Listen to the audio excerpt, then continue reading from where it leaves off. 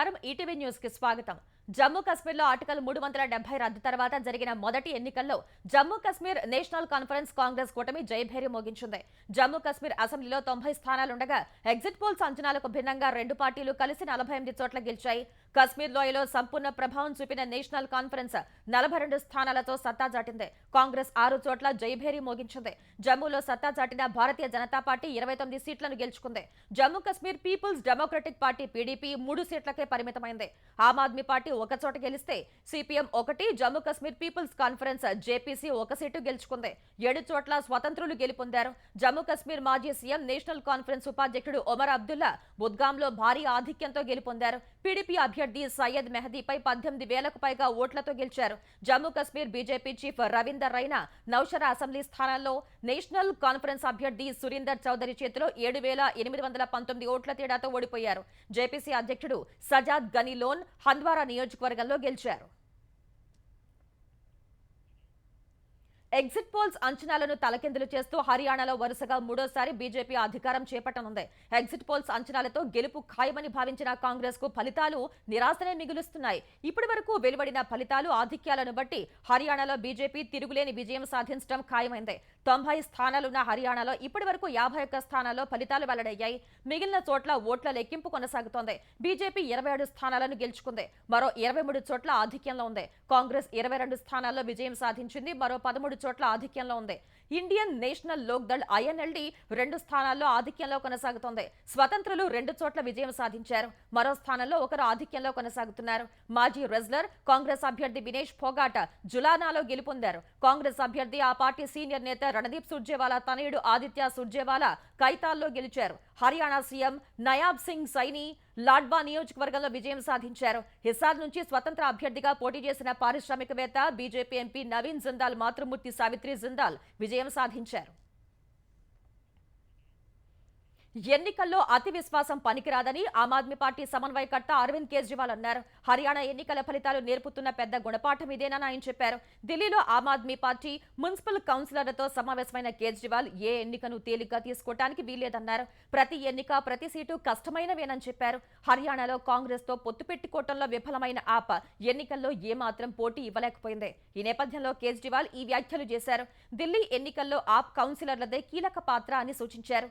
కౌన్సిలర్లు తమ పరిధిలో పారిశుధ్య కార్యక్రమాలను ఖచ్చితంగా చేయించగలిగితే విజయం తథ్యమని కేజ్రీవాల్ చెప్పారు. ఢిల్లీ పర్యటనలో ముఖ్యమంత్రి చంద్రబాబు వరుసగా కేంద్ర మంత్రులతో సమావేశాలు నిర్వహిస్తున్నారు. కేంద్ర రోడ్డు రవాణా రహదారుల శాఖ మంత్రి నితిన్ గడ్కరీతో సమావేశమైన CM Amaravati outer ring road, జాతీయ రహదారుల అభివృద్ధి తదితర అంశాలపై చర్చలు జరిపారు. ఇరువురి మధ్య సమావేశం సుమారు గంటన్నర పాటు జరిగింది. అనంతరం కేంద్ర ఉక్కు శాఖ మంత్రి హెచ్డి కుమారస్వామితో చంద్రబాబు సమావేశమయ్యారు. ఢిల్లీలోని చంద్రబాబు అధికార నివాసానికి వచ్చిన కుమారస్వామితో సెయిల్లో విశాఖ స్టీల్ ప్లాంట్ విలీనంపై సీఎం చర్చిస్తున్నారు. ఈ సమావేశం తర్వాత కేంద్ర మంత్రులు అమిత్ షా, పీయూష్ గోయల్, నిర్మలా సీతారామన్, హర్దీప్ సింగ్ పూరీలతో కూడా చంద్రబాబు భేటీ కానున్నారు. స్వర్ణాంధ్ర at 2047 ప్రణాళికలో గుంటూరు జిల్లా ముఖ్య భూమిక పోషించే విధంగా కార్యాచరణ రూపొందిస్తున్నామని పౌర సరఫరాల శాఖ మంత్రి నాదెండ్ల మనోహర్ తెలిపారు. గుంటూరు కలెక్టరేట్లో స్వర్ణాంధ్ర ప్రణాళికపై సమీక్ష నిర్వహించిన మంత్రి ఈ ప్రణాళిక కోసం అధికారులు, వివిధ వర్గాలు, ప్రజల నుంచి సలహాలు, సూచనలు తీసుకుంటున్నామని చెప్పారు. రాజధాని అమరావతి నిర్మాణం, యువతకు విద్య, ఉపాధి అవకాశాలు, సేవారంగం అభివృద్ధి, వ్యవసాయ రంగంలో ప్రగతి, మౌలిక సదుపాయాలు పెంపు మీద అధికారులు సమగ్ర ప్రణాళిక సిద్ధం చేశారని పేర్కొన్నారు. గుంటూరు జిల్లాను చేనేత, పర్యాటక కేంద్రంగాను అభివృద్ధి చేసి రాష్ట్రంలో ముందు వరుసలో నిలిపేందుకు కృషి చేస్తామని మంత్రి వివరించారు. ఎస్సీ వర్గీకరణ చేయకుండానే ఉద్యోగాలు భర్తీ చేస్తూ సీఎం రేవంత్ రెడ్డి మాదిగలకు నమ్మక ద్రోహం చేస్తున్నారని ఎంఆర్పీఎస్ వ్యవస్థాపక అధ్యక్షుడు మంద కృష్ణ మాదిగ మండిపడ్డారు. బషీర్బాగ్ ప్రెస్ క్లబ్ లో మీడియా సమావేశంలో మాట్లాడిన ఆయన రేవంత్ రెడ్డి తీరును నిరసిస్తూ రేపు తెలంగాణ వ్యాప్తంగా నిరసన ప్రదర్శనలు చేయాలని మాదిగలకు పిలుపునిచ్చారు. జిల్లా కేంద్రాల్లో అంబేద్కర్ విగ్రహాల నుంచి కలెక్టరేట్ల వరకు ర్యాలీ నిర్వహించి కలెక్టర్లకు వినతి పత్రాలు ఇవ్వాలని సూచించారు. హైదరాబాద్ లో ట్యాంక్ బండ్ అంబేద్కర్ విగ్రహం నుంచి బషీర్బాగ్ వరకు భారీ ర్యాలీ నిర్వహిస్తున్నామని తెలిపారు.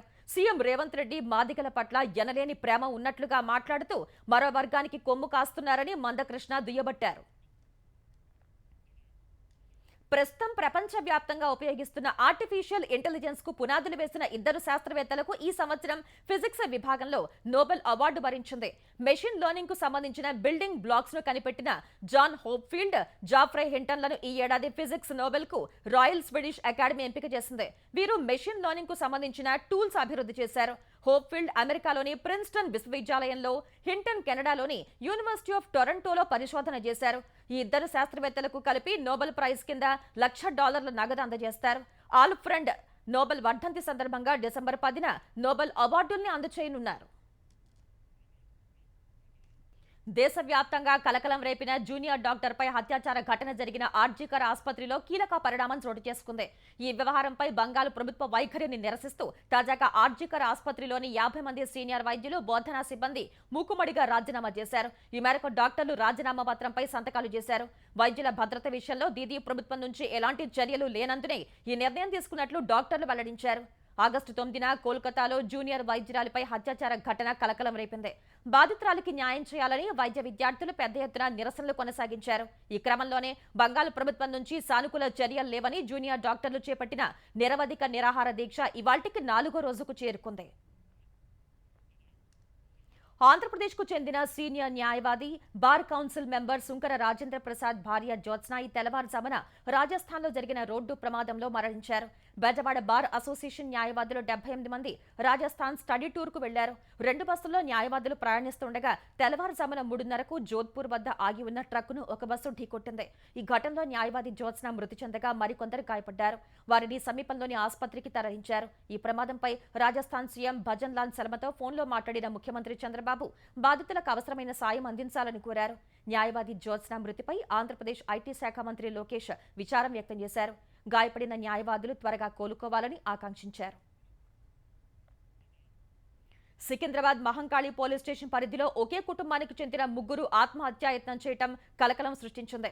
నాగోలుకు చెందిన పద్మావతి, భావనారాయణ, వారి కుమారుడు సుజన్ 5 రోజులుగా సికింద్రాబాద్లోని ఒక హోటల్లో ఉన్నట్లు పోలీసులు తెలిపారు. అత్తింటి వారు వేధిస్తున్నారని సుజన్ భార్య నాగోల్ పోలీసులకు ఫిర్యాదు చేయగా సుజన్, ఆయన కుటుంబ సభ్యులు హానికర పదార్థం తీసుకుని హోటల్లో ఆత్మహత్యాయత్నానికి పాల్పడినట్లు పోలీసులు చెప్పారు. ఉదయం అపస్మారక స్థితిలో ఉన్న 3ని గుర్తించిన హోటల్ సిబ్బంది పోలీసులకు ఫిర్యాదు చేశారు. పోలీసులు 3ని యశోద ఆసుపత్రికి తరలించి చికిత్స చేయిస్తున్నారు. కేసు నమోదు చేసుకుని దర్యాప్తు ప్రారంభించారు. కలియుగ దైవం తిరుమల శ్రీవారి బ్రహ్మోత్సవాలు అంగరంగ వైభవంగా సాగుతున్నాయి. ఈ ఉత్సవాల్లో భాగంగా ఆ 7 కొండలవాడు ఈ ఉదయం మోహిని అవతారంలో భక్తులకు అభయ ప్రదానం చేశారు. తిరుమల వాడవీధుల్లో విహరిస్తూ ఆ దేవదేవుడు భక్తులకు దర్శనమిచ్చారు. శ్రీవారి బ్రహ్మోత్సవాల్లో అత్యంత విశిష్టమైన గరుడ సేవ ఈ సాయంత్రం నిర్వహించనున్నారు. ఈ ఉత్సవాలకు తరలివచ్చే భక్తులతో తిరుమల కొండ ఇప్పటికే కిక్కిరిసింది. గరుడ సేవను దృష్టిలో పెట్టుకుని ఈ రోజు రాత్రి 9 గంటల నుంచి రేపు ఉదయం 6 వరకు బైక్లు, టాక్సీల రాకపోకలకు ఘాట్ రోడ్పై అనుమతి నిలిపివేశారు.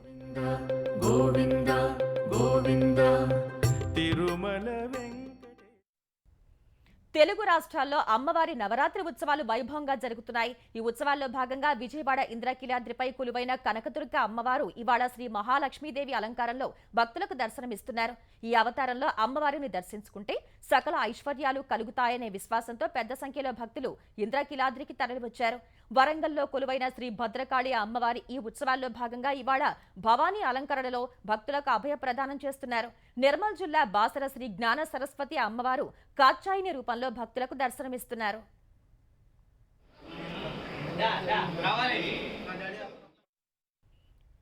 శరన్నవరాత్రి ఉత్సవాల్లో భాగంగా ఉత్సవ నిర్వాహకులు అమ్మవారిని వినూత్న తరహాలో అలంకరిస్తున్నారు.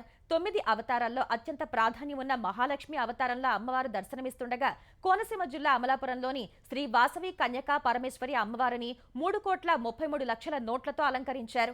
ఏలూరు జిల్లా జంగారెడ్డిగూడెంలో కొలువైన శ్రీ గంగానమ్మ అమ్మవారిని 2,20,00,000 కరెన్సీ నోట్లతో అలంకరించారు. పల్నాడు జిల్లా పెదకూరపాడు నియోజకవర్గంలోని క్రోసూరులో వాసవి కన్యకా పరమేశ్వరి అమ్మవారి దేవస్థానంలో అమ్మవారిని 50 లక్షల రూపాయల నోట్లతో ముస్తాబు చేశారు. తూర్పుగోదావరి జిల్లా అనపర్తి బీరుళ్లమ్మ ఆలయం వద్ద ఏర్పాటు చేసిన అమ్మవారిని 5 లక్షల రూపాయల నోట్లతో అలంకరించారు. గోదసివారిపాలెంలో 25 లక్షలు, పల్లవారిపాలెంలో 5 లక్షల రూపాయలతో అమ్మవారిని అలంకరించారు. ప్రధాని నరేంద్ర మోదీ 2 రోజుల పర్యటన కోసం లావోస్ వెళ్లనున్నారు. ఈ నెల 10, 11 తేదీల్లో లావోస్ లో పర్యటించనున్న ప్రధాని 21వ ఆసియాన్ భారత్ సమావేశంలో పాల్గొంటారు. అలాగే 19వ తూర్పు ఆసియా సదస్సుకు హాజరు కానున్నారు. ప్రస్తుతం లావోస్ ఆసియాన్ అధ్యక్ష దేశంగా ఉంది. లావోస్ ప్రధాని సోనెక్సే సిఫాండోన్ ఆహ్వానం మేరకు అక్టోబర్ 10, 11 తేదీల్లో ప్రధాని లావోస్ రాజధాని వియెంటియాన్ లో పర్యటిస్తారని భారత విదేశాంగ శాఖ ప్రకటించింది. ఈ సందర్భంగా వివిధ దేశాల అధినేతలతో మోదీ ద్వైపాక్షిక చర్చలు జరిపే అవకాశం ఉందని పేర్కొంది.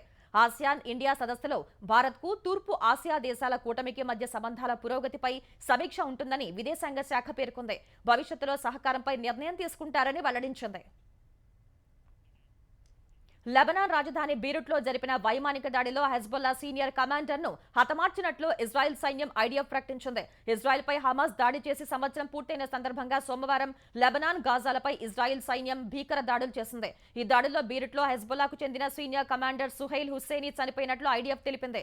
హెజ్బొల్లా సంస్థ లాజిస్టిక్స్, బడ్జెట్, మిలిటరీ గ్రూప్ నిర్వహణను హుస్సేనీ చూసేవారని ఐడిఎఫ్ వివరించింది. హుస్సేనీ మృతిని హెజ్బొల్లా సంస్థ ఇంకా ధృవీకరించలేదు. ఇరాన్ నుంచి వచ్చిన ఆయుధాలను హెజ్బొల్లా యూనిట్లకు సరఫరా చేయడంలో హుస్సేనీదే కీలక పాత్ర అని ఇజ్రాయెల్ సైన్యం వివరించింది. హెజ్బొల్లా సైనిక కౌన్సిల్లో హుస్సేనీ సభ్యుడని తెలిపింది. హెజ్బొల్లా అధినేత హసన్ నస్రల్లా సహా కీలక కమాండర్లను ఇటీవల ఇజ్రాయెల్ సైన్యం హతమార్చింది. దక్షిణ లెబనాన్లో పరిమిత స్థాయిలో హెజ్బొల్లాతో క్షేత్రస్థాయి ఇజ్రాయెల్ సైన్యం పోరాడుతోంది. హెజ్బొల్లా మాత్రం ఇజ్రాయెల్ పైకి రాకెట్లు, క్షిపణులు, డ్రోన్లు ప్రయోగిస్తూనే ఉన్నట్లు తెలిపింది. ఇజ్రాయెల్ హతమార్చిన కమాండర్ల స్థానంలో కొత్త వారిని నియమించినట్లు వివరించింది. గాజాలో కాల్పుల విరమణ పాటించే వరకు ఇజ్రాయెల్పై పోరాటాన్ని ఆపబోమని హెజ్బొల్లా స్పష్టం చేసింది.